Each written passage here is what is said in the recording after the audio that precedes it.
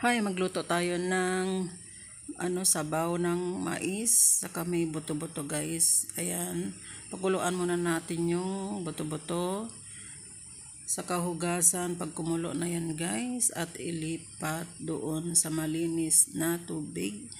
Ayan, pinapakuluan natin na mga 2 minutes guys. Ayan, hinugasan natin yan nung napakuluan. At ilagay na natin sa pangalawang sabaw o kaya tubig na malinis. Ayan, wala na yan mamayang amoy. Ayan, mabango-bango na ang ating sabaw mamaya guys. Ayan, naglagay tayo ng asin sa paminta doon, dahon ng sibuyas. At nilagay natin ang buto sa yung mais. Ayan guys. Pakuluan natin ito ng mahinang apoy lang para hindi agad maano yung guys. Maganda yung lutuin natin na slow fire nga ang tinatawag. Ayan, tatakpan natin mamaya. Ayan, naglagay na tayo ng dahon ng sibuyas para masarap ang ating sabaw. Ayan, pangdagdag lasa.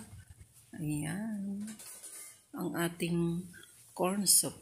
O, kaya, diba, ang ating yummy na sabaw. Ayan, itry nyo din to guys, napakasarap. Ayan, takpan muna natin. At i-check nga natin kung okay na siya. Ayan, konting pa guys, kasi nga yung buto-buto ng karne ang ating nilagay na sahog. Ayan. Saka mamaya, ayan, ilagay na natin ang carrots. Ayan, pang dagdag tamis. Ayan, manamis-namis ang ating mais saka carrots. Ayan, kaya masarap ang ating sabaw. Ayan.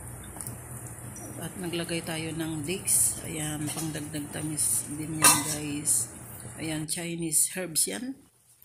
Ayan, pang sabaw. Masarap sa sabaw yan guys.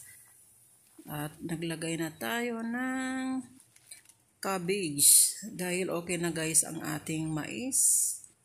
Ayan, malambot na ang ating mga gulay. At ang last na nilagay natin ay yung repolyo. Ayan guys, ang ating masarap na sabaw ngayon araw na ito. O diba, tipid ulam na naman tayo. Ayan, tikman natin ang ating masarap na sabaw. Ayan, asin paminta lang yan guys. Wala nang ibang nilagay yan. Ayan, kumukulo-kulo na ang ating sabaw dahil naglagay tayo ng gulay kanina. Ayan, konting kembot pa. Okay na rin yan. O diba guys, ready to eat na naman tayo. Ayan, ang ating masarap na sabaw. Salamat po sa support.